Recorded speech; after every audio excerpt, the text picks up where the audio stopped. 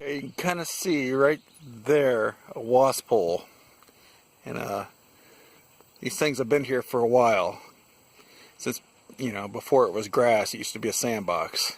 I'll get in close and we'll try to take a look at where they live, because it's pretty neat. Get close to one of these things. One of these, I'm not sure what to call them. I'll have to figure that out later. He's getting pissed. I just have to get in there really close.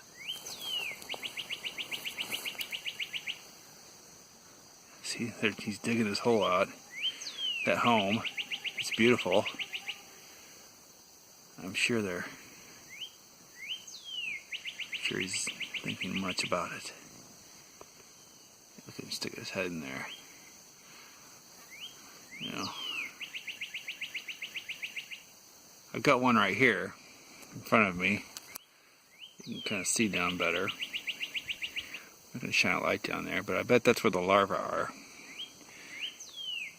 Occasionally they catch grasshoppers, and they'll take them down there.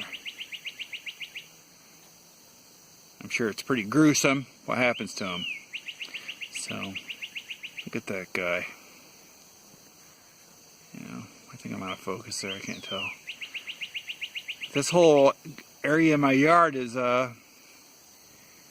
full of these things, because this used to be the old sand pile, and I put grass over it.